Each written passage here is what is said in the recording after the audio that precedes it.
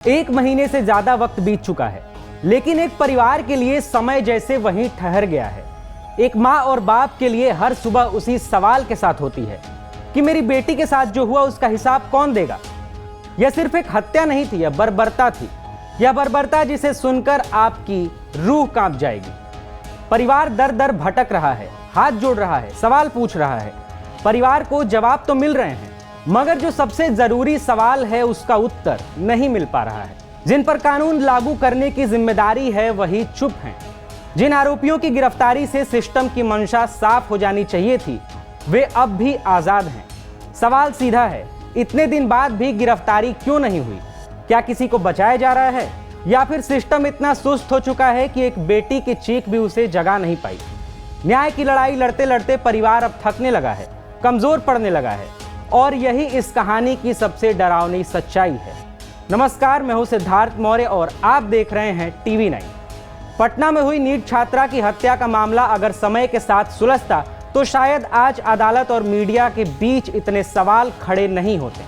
लेकिन हकीकत यह है कि जैसे जैसे दिन बीतते गए यह मामला उतना ही उलझता चला गया। घटना के पहले दिन से ही पीड़ित परिवार प्रशासन पर पूरे मामले को दबाने का गंभीर आरोप लगाता रहा है। शुरुआत में पुलिस ने इसे आत्महत्या का मामला बताने की कोशिश की, लेकिन जैसे जैसे पोस्टमार्टम और अन्य रिपोर्ट सामने आई, रेप और बर्बरता से जुड़े बेहद चौंकाने वाले खुलासे हुए, जिसने पुलिस की शुरुआती थ्योरी पर ही सवाल खड़े कर दिए। मामले की गंभीरता को देखते हुए एसआईटी की टीम का गठन किया गया, लेकिन यहां भी परिजनों ने जांच में लापरवाही और दबाव बनाने के आरोप लगाए। परिजनों ने डीजीपी से मुलाकात की, लेकिन उनका दावा है कि वहां भी उनसे इस पूरे मामले को रेप के बजाय आत्महत्या मानने का दबाव बनाया गया। यानी जिनसे निष्पक्षता की उम्मीद थी, उन्हीं पर सवाल खड़े होते चले गए। इस बीच मामला तूल पकड़ता गया और आखिरकार मुख्यमंत्री और उप मुख्यमंत्री को खुद दखल देना पड़ा।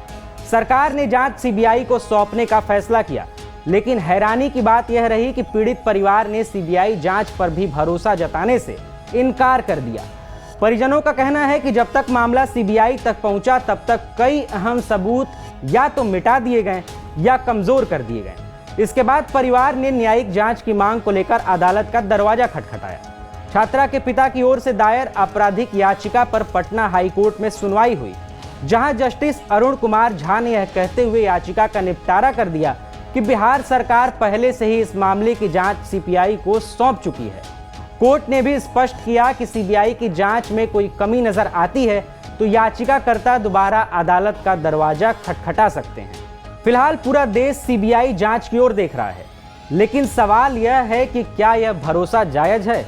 दरअसल बिहार में ऐसे कई मामले रहे हैं जहां सीबीआई जांच भी किसी ठोस नतीजे तक नहीं पहुंच पाई। बॉबी, नरोड़ा चक्रवर्ती और शिल्पी जैन जैसे बहुचर्चित मामलों की गुत्थी सीबीआई भी नहीं सुलझा सकी।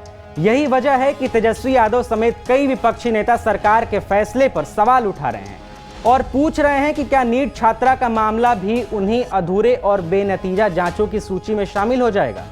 अगर पिछले मामलों पर नजर डालें तो एक चिंताजनक पैटर्न साफ साफ दिखता है।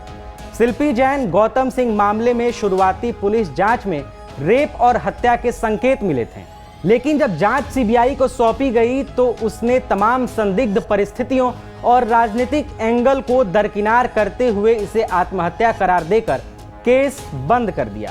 नरोड़ा चक्रवर्ती अपहरण और हत्या मामले में भूमाफिया एंगल, जमीन विवाद और हड्डियों की बरामदगी जैसे गंभीर तथ्यों के बावजूद 8 साल की जांच के बाद सीबीआई ने यह कहकर हाथ खड़े कर दिए कि पर्याप्त सबूत नहीं है। वहीं बॉबी हत्याकांड में भी राज्य पुलिस द्वारा सामने लाए गए राजनीतिक साठगांठ के संकेतों के बावजूद सीबीआई ने इसे आत्महत्या मानते हुए केस बंद कर दिया। इन तमाम उदाहरणों के बाद आज सबसे बड़ा और सीधा सवाल यही है कि क्या नीट छात्रा के मामले में सीबीआई वाकई सटीक, निष्पक्ष और भरोसेमंद जांच कर पाएगी, या फिर यह मामला भी फाइलों में बंद होकर एक और अधूरी कहानी बन जाएगा। ऐसे ही तमाम खबरों के लिए जुड़े रहिए हमारे साथ और देखते रहिए टीवी 9 बिहार झारखंड।